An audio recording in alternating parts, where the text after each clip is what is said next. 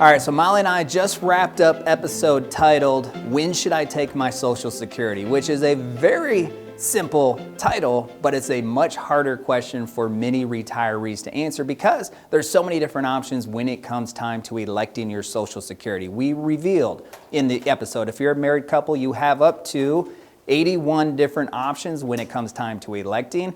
If you're single, you have a lot of options, maybe not up to 81, but you still have a ton of options. So there's a lot of factors that you need to consider when it comes time to electing your Social Security benefits. One of those factors is your life expectancy. What's your health status? What's your marital status? Do you have a spouse? If so, your spouse is going to have some Social Security benefits and a lot of options. Are you single? All of those are going to need to be considered when you are trying to decide what you're going to do from a Social Security standpoint. Also consider what your cash flow requirements are going to be, which is going to be directly dependent upon what you anticipate for your retirement, what your lifestyle endeavors are going to look like. Are you going to winter down south? Are you going to buy a motorhome, travel across the country? Are you going to stay close to the grandkids? Are you going to chase the grandkids around the country? There's a lot of options. You probably have a clear vision for what you want to do on a day-to-day basis for your retirement. Now we need to calculate what that is actually going to cost you because that will impact what you're going to do from a Social Security election standpoint. What do you want to do from a work standpoint? When you retire, do you want to continue to work? Do you want to work differently than what you did when you were working your full-time career all these years? Because retiring today looks different. Retiring doesn't mean you're just going to stop working and go travel around the country. For some of you it does. Others it might mean you want to work part-time somewhere. Maybe you want to volunteer 30 to 40 hours a week. What is all of that going to look like?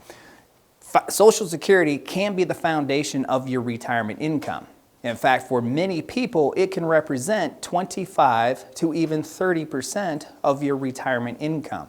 In the episode, we talked about how if you're a married couple over a projected 25-year time horizon, Social Security, if you add up the monthly benefits, could equate to a 7-figure lifetime income if you're single over $500,000.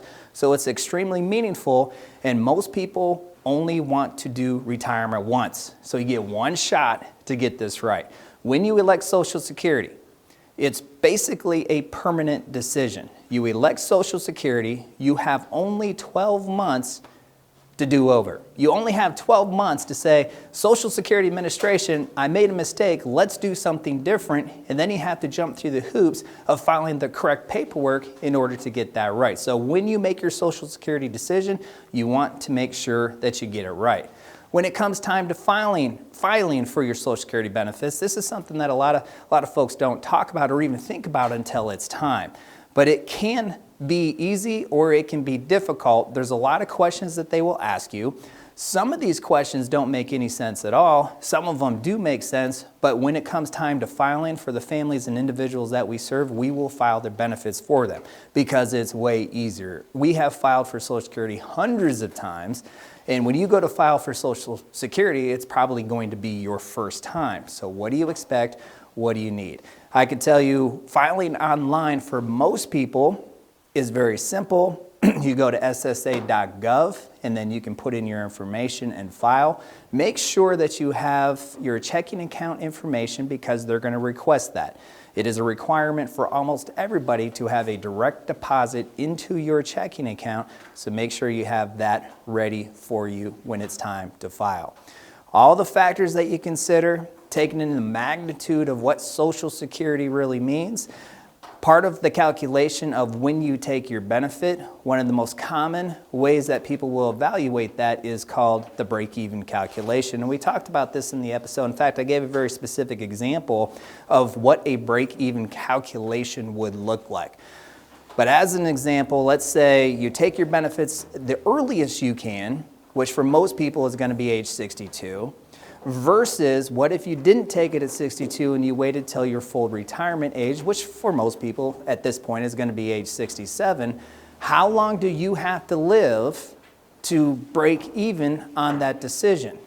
For most people, based on your monthly numbers at 62 versus 67, it's going to be somewhere around age 78. if we're just using Social Security alone. Now, we went through that in the episode. There are a lot of calculators out there that you can use to make this very simple inputs. It's probably going to come up with somewhere around age 77 to 80 for most of you, but that's not where you stop. That might be an easy way to get started evaluating when you're going to take your Social Security benefits. But then what you need to do is consider all the other factors as a part of your retirement plan. A comprehensive retirement plan should include 6 pillars. You got the income piece, which Social Security is a major part of that, 25 to 30%.